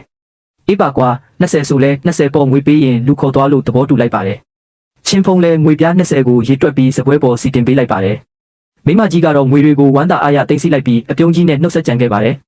ချင်းဖုံးဟာကူရိုနဲ့မီးလေးကိုခေါ်ပြီးလမ်းမအတိုင်းထွက်လာခဲ့ပါတယ်ကူရိုကစိုးရိမ်စိတ်နဲ့နောက်ကနေငြိမ်ငြိမ်လေးလိုက်လာတာကိုမြင်တော့ချင်းဖုံးကလှည့်ကြည့်ပြီးကူရိုမကြောက်ပါနဲ့ငါကနင့်အကိုကူရှုရွံရဲ့ဆရာပါနင့်အကိုရဲ့အကူကြီးတောင်းမှုကြောင့်နင့်ကိုလာခဲ့တာပါလို့အေးဆေးစွာပြောပြလိုက်ပါတယ်ကူရိုလည်းဝမ်းသာလုံးလို့မျက်ရည်တွေဝိုင်းလာပြီးအကိုရှိသေးတာလားအကိုညီမလေးကိုမှတ်မိသေးတာလားလို့ငိုတန်လေးနဲ့မေးလိုက်ပါတယ်ချင်းဖုံးကညီးပေါ်တက်ပါမှောက်မလာခင်နင့်အကိုစီအိမ်ပြန်ပို့ပေးမယ်လို့ပြောလိုက်ပါတယ်ဂူရိုကတုံတုံရီနဲ့ညီမလေးကအစီကံမလေးပါတခင်ရဲ့မိကိုဘယ်လိုလုပ်စီးရဲမှလဲလို့ညှင်းရှာပါတယ်ချင်းဖုံးကလေတံမမာနဲ့စကားအပိုတွေမပြောနဲ့စီးဆိုရင်စီးလိုက်နေကအခုငါချင်းဖုံးရဲ့လူဖြစ်သွားပြီးဘာအစီခံမှမဟုတ်ဘူးလို့ပြောလိုက်တော့ဂူရိုလည်းညီးပေါ်တက်ထိုင်လိုက်ပါတယ်လမ်းမှာဂူရိုကစိတ်ထဲကနေချင်းဖုံးဟာအကိုလိုပဲရုပ်တည်ပေမဲ့ရင်ဘတ်ထဲမှာတော့တကယ်နှွေးထွေးတဲ့သူပါပဲလို့တွေးနေခဲ့ပါတယ်နေဝင်ချိန်မှာတော့ချင်းဖုံးတို့ရွာပြင်ကအိမ်လေးတအိမ်ရှိရောက်လာပြီးတကားကိုခောက်လိုက်ပါတယ်အိမ်ထဲကကူရှိုးယွန်ထွက်လာပြီးတကားဖွင့်လိုက်တော့ချင်းဖုံးကိုမြင်ပြီးအကိုချင်းဖုံးပြန်လာပြီလားဒီနေ့လည်းအမျက်ဆုံးအများကြီးရခဲ့တယ်လို့ဝမ်းသာအားရပြောလိုက်ပါတယ်ဒါပေမဲ့မိဘမှာထိုင်နေတဲ့ဂူရိုကိုမြင်လိုက်ရတဲ့အခါကူရှိုးယွန်ရဲ့မျက်လုံးတွေပြူးကျသွားပါတယ်ဂူရိုကအကိုလို့ခေါ်လိုက်တော့ကူရှိုးယွန်ကချက်ချင်းပဲမိဘကနေဂူရိုကိုပွေ့ချပြီးဖတ်ထားလိုက်ပါတယ်နှစ်ယောက်စလုံးမျက်ရည်တွေဝိုင်းပြီးအပြန်လန်ကိုကြွေးကြပါတယ်ဂူရိုကအကိုကိုတောင်းပန်ပါတယ်လို့ပြောတော့ဂူရှိုးယွန်ကအကိုအရေးချင်းမရှိလို့ပါညီမလေးရဲ့အကိုညီမလေးကိုတေအောင်လွမ်းနေခဲ့တာပါလို့မိုးပြီးပြောရှာပါတယ်ချင်းဖုံးကတော့ဒီမြင်ကွင်းကိုကြည့်ပြီးဘေးကနေပြုံးနေပါတယ်ကဘာပြတ်မတက်ခက်ခဲတဲ့ခေတ်ဆိုးမှာမိသားစုတွေပြန်ဆုံစည်းရတာဟာအင်မတန်မှမင်္ဂလာရှိတဲ့ကံကောင်းခြင်းပါပဲအရင်ဘဝကမခံစားခဲ့ရတဲ့ကံကြမ္မာကိုဒီဘဝမှာတော့တရားယူရမယ်လို့ချင်းဖုံးကစိတ်ထဲကနေကြွေးကြော်လိုက်ပါတယ် ကူရှိုယွန်ကချင်းဖုံးရဲ့လက်ကိုစုပ်ကင်လိုက်ပြီးချင်းဖုံးရဲ့ကျေးဇူးကိုဘာနဲ့မှဆက်လို့မကုန်နိုင်ပါဘူးနောက်ပိုင်းငါအသက်ဟာအကိုအသက်ပါပဲအကိုခိုင်းသမျှမိပွဲတဲ့လဲဆင်းရဲပါတယ်လို့ပြောပြီးမောင်နှမနှစ်ယောက်စလုံးတူးထောက်လိုက်ကြပါတယ်ချင်းဖုံးကသူတို့ကိုတွန်းတင်လိုက်ပြီးတော်ကြပါတော့ငါတို့တွေကတမိသားစုတွေသားတွေပဲဘာတွေပြောနေတာလဲလို့ဆိုကာရင်ပတ်ထဲကနေဂူလိုရဲ့ကြေးကြုံစာချုပ်ကိုထုတ်ယူလိုက်ပါတယ်ပြီးတော့စာချုပ်ကိုပိုင်နိုင်ဆုပ်ဖြဲပြီးလေထဲကိုလွှင့်ပစ်လိုက်ပါတယ်စာချုပ်စာအနာတွေလေထဲမှာလွတ်ပြန်သွားတာကိုကြည့်ပြီးဂူရှိုယွန်နဲ့ဂူလိုတို့အံ့ဩသွားကြပါတယ်ချင်းဖုံးကအခုကစပြီးဒီကဘာပေါ်မှာနင့်ညီမလေးကိုချီနှောင်နိုင်တဲ့ဘာစာချုပ်မှမရှိတော့ဘူးသူဟာလွတ်လပ်တဲ့သူဖြစ်သွားပြီလို့ပြောလိုက်ပါတယ်ဂူရှိုယွန်တို့ထပ်ပြီးဒူးထောက်မလို့လို့တော့ချင်းဖုံးကထပ်ပြီးဒူးထောက်ရင်ငါစိတ်ဆိုးတော့မယ်မောင်နှမနှစ်ယောက်အေးဆေးစကားပြောကြဦးငါအထဲရင်ဝင်နေမယ်လို့ပြောပြီးညီလေးကိုဆွဲကအိမ်ထဲကိုရှောက်ဝင်သွားပါတော့တယ်နောက်တစ်နေ့မှာတော့ရွာထဲကအိမ်ကြီးတအိမ်ထဲမှာတော့ရွာလူကြီးနဲ့ရွာသားတွေအများကြီးစုဝေးနေကြပါတယ်အသက်ကြီးတဲ့ရွာလူကြီးကစပွဲမှာထိုင်ရင်ရွာသားတွေကိုဒီနေ့လူအကုန်လုံးကိုခေါ်လိုက်တာအရေးကြီးတဲ့ကိစ္စကြီးတစ်ခုပြောစရာရှိလို့ပါချင်းဖုံးကပဲပြလုပ်တဲ့နီလန်းလျှို့ဝှက်ချက်ကိုတရွာလုံးကိုပေးဖို့ဆုံးဖြတ်လိုက်တယ်လို့ပြောလိုက်ပါတယ်ဒါကိုကြားလိုက်ရတဲ့ရွာသားတွေအကုန်လုံးအံ့ဩဝမ်းသာသွားကြပြီးရွာသားတယောက်ကအရှိကိုထွက်လာကချင်းဖုံးငါအရင်ကမင်းကိုဆဲခဲ့ဘူးလားစိတ်ထဲမထားပါနဲ့မင်းသဘောထားကြီးကြီးနဲ့ခွင့်လွှတ်ပေးပါဒါဆိုငါတို့အိမ်လည်းပဲပြလုပ်ပြီးပတ်စံရှာလို့ရပြီပေါ့လို့ဝမ်းသာအားရပြောလိုက်ပါတယ်ချင်းဖုံးကလက်ကိုမြောက်လိုက်ပြီးလူအုပ်ကိုငြိမ်အောင်လုပ်ကနီလန်းရှိုးဝက်ချက်ကိုငါတင်ပေးမယ်အလုပ်ယုံကိုအားလုံးတူတူစောင့်ကြမယ်ဈေးကွက်ရောင်းလမ်းကိုငါရှာပေးမယ်အလုပ်စူးစမ်းပြီးတင်ယူမယ်ဆိုရင်အားလုံးပိုကောင်းတဲ့ဘဝကိုပိုင်ဆိုင်ရမယ်လို့အေးဆေးစွာပြောလိုက်ပါတယ်မင်းကလေးငယ်လေးတယောက်ကလည်းချင်းဖုံးကိုကြည့်ပြီးချင်းဖုံးအကူကတကယ်သူရဲကောင်းကြီးပါပဲလို့ချီးကျူးလိုက်ပါတယ်ချင်းဖုံးကပြုံးလိုက်ပြီးစိတ်ရင်းချင်းလဲတာပေါ့ဒီဘဝမှာတော့ငါအနေထိုင်ပြောင်းလဲရမယ်လို့စိတ်ထဲကနေကျေနပ်စွာတွေးလိုက်ပါတယ်ညဘက်ရောက်တော့ချင်းဖုံးနဲ့သူ့ရဲ့ဇနီးတို့အိမ်ထဲမှာထမင်းလက်ဆောင်စားနေကြပါတယ်ချင်းဖုံးကဇနီးဖြစ်သူကိုကြည့်ပြီးဘာဖြစ်လို့လဲပြောချင်တာရှိရင်ပြောလေလို့မေးလိုက်ပါတယ်ဇနီးဖြစ်သူကယောက်ျားပဲပြနီးလန်းကိုတရွာလုံးကိုပေးလိုက်တယ်လို့ကြားတယ်မိမတကယ်လေးစားမိတယ်လို့အားကြတဲ့မျက်လုံးတွေနဲ့ပြောလိုက်ပါတယ်ချင်းဖုံးကဇနီးဖြစ်သူရဲ့မေးစိတ်လေးကိုမကင်လိုက်ပြီးနေ့စိတ်ထဲမှာနှစ်ယောက်ကြားကအဲ့လောက်တောင်တော့တာပေါ့ဒါဆိုဘယ်နားမှာတော်တာလဲပြောပြပါဦးလို့စလိုက်ပါတယ်ဇနီးဖြစ်သူလည်းမျက်နှာလေးနီးရဲသွားပြီးယောက်ျားကလည်းငါ့ကိုစနေပြန်ပြီလို့ရှက်ကိုရှက်ကန်ပြောလိုက်တော့ချင်းဖုံးကသဘောကျပြီးရေမောလိုက်ပါတယ်ချင်းဖုံးကအရင်ဘဝတုန်းကတော့တကောင်ကျွတ်ဖြစ်ခဲ့ပေမဲ့ဒီဘဝမှာတော့မိသားစုလည်းရှိလာပြီးဇနီးလည်းရှိလာပြီးရွာသူရွာသားတွေလည်းရှိလာပြီးမို့ဘဝကမျောလင်းချက်ရှိလာခဲ့ပြီလို့တွေးရင်ပြုံးနေခဲ့ပါတယ်နောက်တစ်နေ့မှာတော့ချင်းဖုံးဟာမြို့ထဲကအထက်ဆိုင်တစ်ဆိုင်ထဲကိုရှောက်ဝင်သွားပါတယ်ဆိုင်ထဲကအသက်ကြီးအထက်ဆိုင်ပိုင်ရှင်မိမကြီးကချင်းတခင်လေးပြန်လာပြီးပေါ့မြန်ဝင်ခဲ့ပါလွန်ခဲ့တဲ့တစ်ခေါက်ကယူသွားတဲ့အင်ဂျီလေးကတခင်မလေးဝေးရတာအဆင်ပြေရလားလို့အပြုံးကြီးနဲ့ခီးဦးကြိုပြုလိုက်ပါတယ်ချင်းဖုံးကချောင်းတစ်ချက်ဟပ်လိုက်ပြီးအဆင်ပြေပါတယ်လို့ရှက်ကိုရှက်ကန်ပြန်ပြောလိုက်ပါတယ်မိမကြီးကရေမောရင်တခင်လေးရှက်မနေပါနဲ့လောကမှာရှိတဲ့အမျိုးသားတွေကအိတ်ခမ်းတဲကပျော်ရွှင်မှုကိုဘယ်နားလဲကြမလဲတခင်လေးရဲ့မျက်နှာတွေးအောင်ကိုကြည့်ရတာမိမလေးရဲ့ပြုစုယူရမှုကိုယထာမှန်းကြည့်ုံနဲ့သိတယ်လို့စလိုက်ပါတယ်ပြီးတော့မိမကြီးကတစ်တာတဲကနေနန်းတွင်းကမိဖုရားတွေအကြိုက်ဆုံးပန်းရောင်အောက်ခံအင်ကြီးဆက်ခိုက်လေးတစ်ထည်ကိုထုတ်ပြပြီးတခင်မလေးရဲ့ခန္ဓာကိုယ်နဲ့ဒီအင်ကြီးလေးနဲ့ဆိုရင်ဘယ်လောက်တောင်ကြည့်လို့ကောင်းမလဲတွေးကြည့်လိုက်ပါဦးလို့မြောက်ပင်ပြောလိုက်ပါတယ်ဒါကိုမြင်လိုက်ရတဲ့ချင်းဖုံးရဲ့မျက်နှာတစ်ခုလုံးနီးရဲသွားပြီးစပွဲပေါ်ပတ်စံတင်လိုက်ကအကုန်ထုတ်ပေးလိုက်တော့လို့ပြောလိုက်ပါတယ်မိမကြီးလည်းဝမ်းသာအားရအင်ကြီးတွေကိုအထုပ်ကြီးနဲ့တေချာထုတ်ပေးလိုက်ပြီးတခင်မလေးတော့ကံကောင်းပြီပေါ့လို့ပြောလိုက်ပါတယ်ချင်းဖုံးဟာအထုပ်ကိုပွေးပိုက်ပြီးဆိုင်ထဲကနေလမ်းမပေါ်ပြုံးကြီးထွက်လာခဲ့ကတကယ်ကိုတန်လုံးနဲ့တကယ်ကိုစောက်ရမ်းတန်တာပဲလို့စိတ်ထဲကနေကျေနပ်စွာပြောလိုက်ပါတော့တယ်